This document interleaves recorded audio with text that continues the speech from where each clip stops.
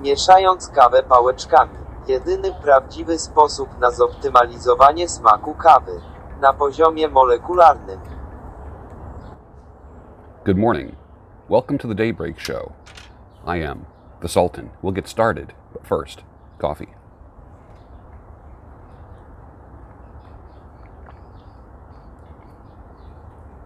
Very good. This is decaf with a little bit of ground coffee beans that I ground this morning from a guest, adding a little more flavor than what the decaf usually has. With heavy cream. Once you go heavy cream, you can't go back. Try it, then let me know what you think. It's more expensive, I know. You'll savor your coffee more. You'll drink less. It'll just be more meaningful in the sense that it just tastes great. It's just not a hot beverage you drink in the morning. It's rich, fatty content.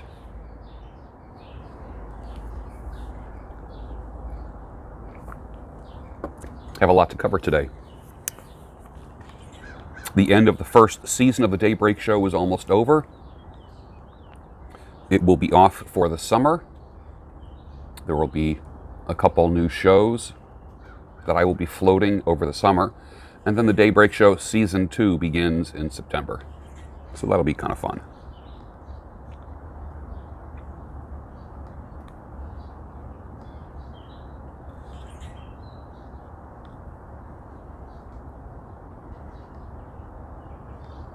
Two questions for you. Apart from sudden, unexpected death or illness-related death of an individual, number one, do you think people unconsciously telegraph that their day is coming? And number two, do you think that there are individuals, non-medical, not doctors or nurses or hospice personnel, that can tell when someone's last days are near? I feel like I have that. I feel like I am number two. I feel like I can tell when someone is about to go or getting ready to come in for a landing. And I've never been wrong about it. It's something I feel, it's something I see, and I can't explain it. And I've always been right. And it's not necessarily because the person's sick and on their deathbed. Now it's no big feat. That's nothing. That's obvious. But I do feel like I can sense when someone is close to leaving this earth. Ever notice that many people love what they do, but they hate where they do it? And the two are not to be confused. Sometimes where you work can mislead you into believing that your industry is not for you. So the real task is not just to discover what you want to do with your hands, create what your profession, what your trade is, but where do you want to practice that? For instance, I cut hair in a mall once, and I literally came to the conclusion at one point where I said, I hate cutting hair. I can't stand this. I need to find something else to do. And the reality was, when I left the damn mall, all of a sudden I loved cutting hair again, which led me to believe that it was the mall that I hated cutting hair in. Where I was doing it was making me hate what I did. Is that the same with you? Do you have skills, a trade, a profession? And you're thinking, well, I want to have a second career. This isn't going to work for me. You ever thought that? Maybe it's where you're doing it. Maybe it's the company you're working for. Maybe it's the people you're working for. If you tweak that or change that, there's a possibility you might get a renewed vision for what you do. That's something to think about, isn't it? I could crank out a book a year with a library studio like this.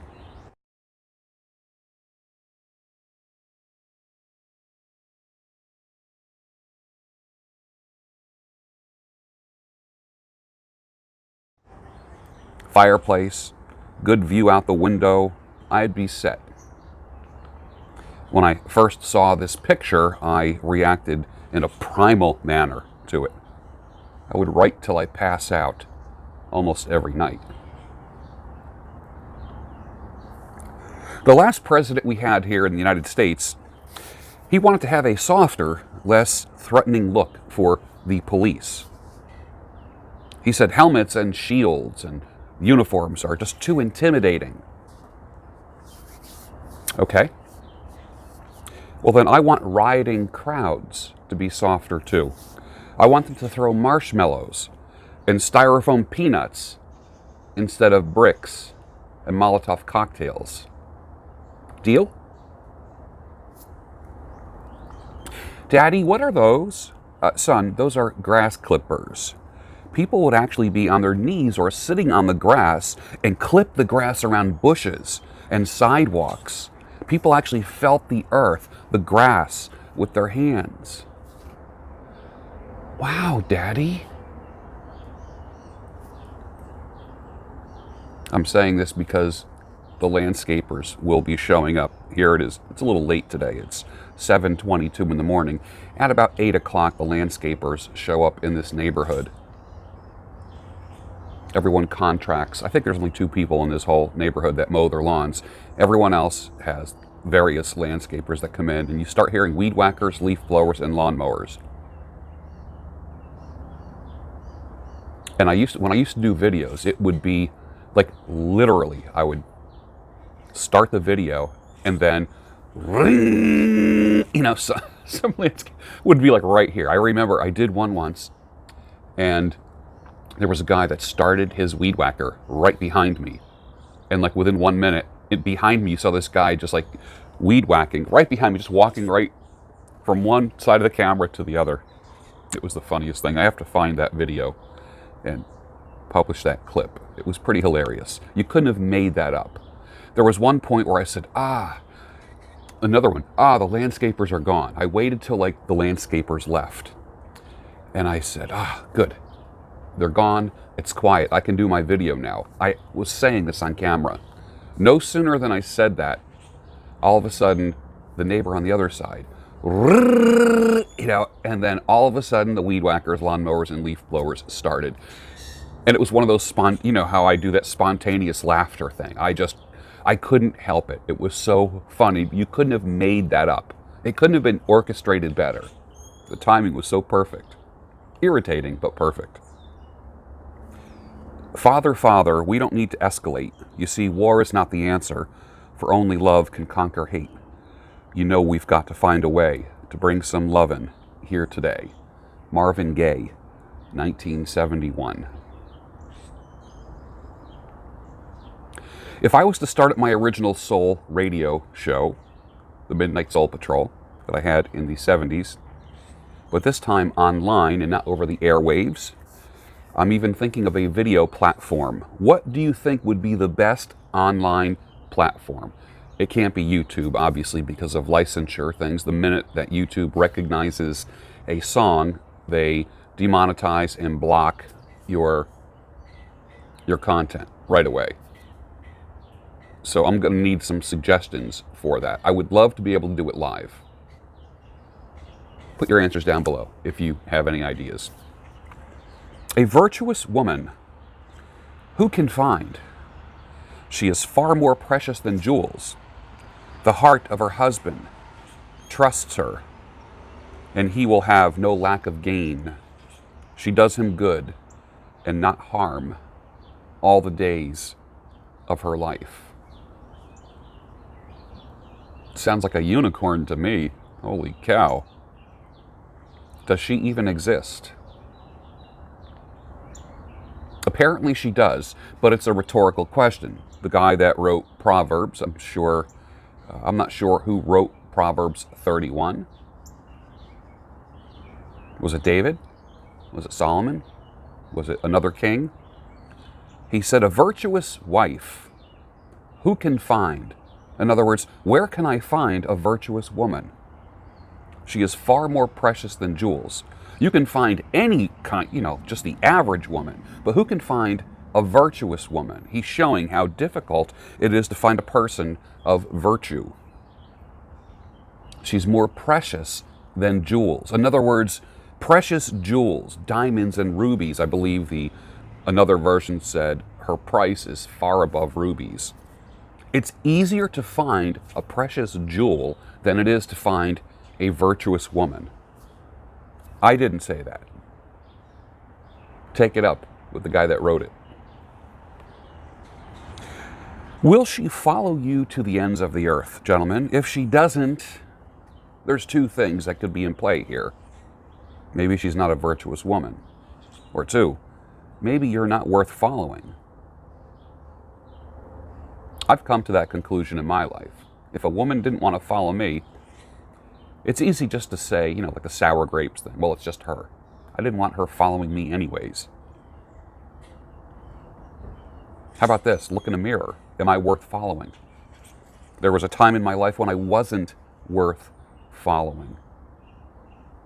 And that helped create a bad attitude in me about life and things and people.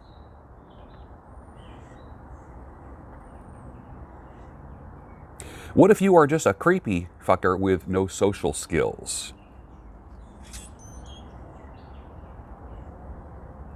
All humans, male and female, have a fallen nature and need regeneration.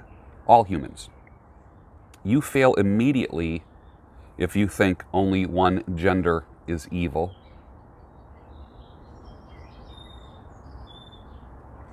See the world as it is, not how you think it should be. And then all of a sudden you practically eliminate disappointment. All disappointment with people just vanishes when you see the world as it is, not how you want it to be. Flat tires, burnt cookies, and a dog peeing in your house? Yeah, you'll be disappointed with that. But with people? No. Does she jump at every chance to see you? Or does she fit you into her schedule? There's your crystal ball, boys, if you want to see the future. If she breaks rules for you, that's a good sign. If she makes rules for you, that's a bad sign. How can I say it any plainer? There's your crystal ball, boys. Men need to create meaning with their work. Meaningless men, by their very nature, cannot lead, let alone lead a family or lead a woman, or in society, any relationship at all. Want to be a leader? Be a man of meaning. Disappointed with how your life is going? Gain meaning.